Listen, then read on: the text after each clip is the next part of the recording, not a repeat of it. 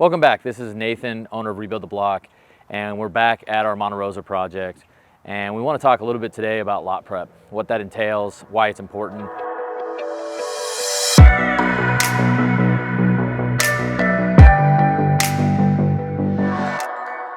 Once we acquire a lot, we're going to be reaching out to all the utility services before demo. This is obviously required. We can't have electrical taps and gas running to the property.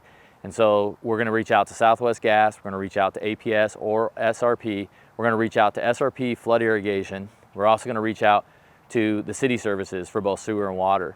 Once we know where those are at, we're going to fence the property up, and we're going to go ahead and we're going to get all our services disconnected. So let's go take a peek at what that entails. One of the longest processes that we have is dealing with Southwest Gas. And Southwest Gas obviously has to coordinate a bunch of different pieces. They have preferred vendors that they work with. So once we call Southwest Gas, it's usually like a 6 to 8 week lead time before they can be able to actually come out and disconnect our gas. In this particular house, we had gas that's located all the way in the back of the property. But what we wanted to do is we wanted to be able to coordinate with them to be able to abandon it here in the front of the property where our new gas tap's going to be, so that we can be able to reduce some of the costs associated with the reconnect. And so ultimately, if we're able to get our gas disconnect within 20 feet of our reconnect, the reconnection service is free versus having to put conduit in, which could increase our cost by a couple $1,000s.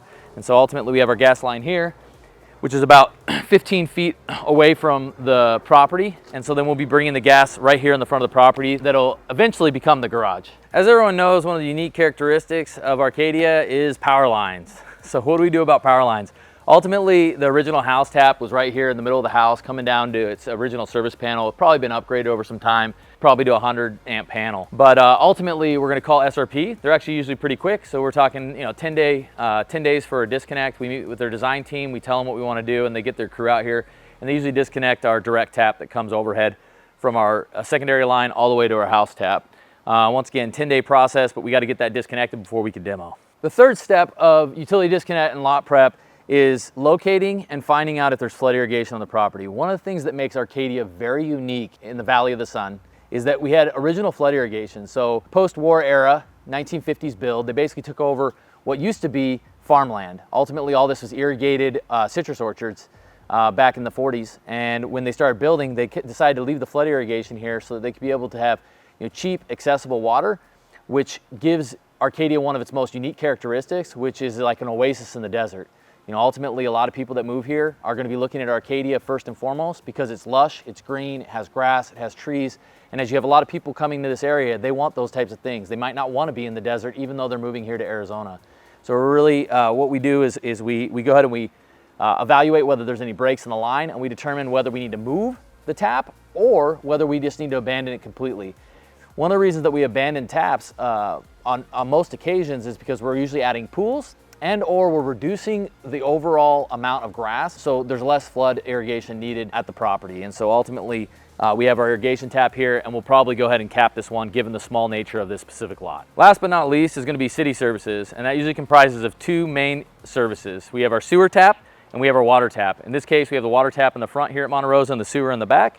And so we're going to contact the city services department, the civil counter. We're going to talk to them about getting the maps associated with sewer taps. They're going to give us not only the depth, but they're also going to give us the distance from the manhole, the nearest manhole, which happens to be in the neighbor's backyard.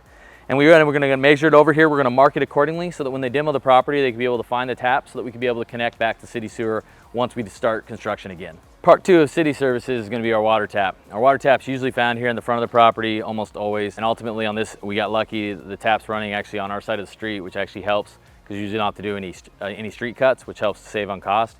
But ultimately our water tap comes right here in the front of the property, which is going to be nice. We're going to go ahead and we're going to disconnect that water tap, although water is going to stay on during the full construction process.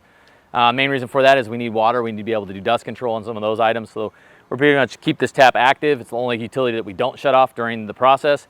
And then when we build the new home, we're going to be able to run the new water tap associated over to the east corner of the property for our main water line. So that covers utilities. In addition to that, we're going to bring a construction fence up. We're going to bring a porta john in place so that we can be able to get moving with demo.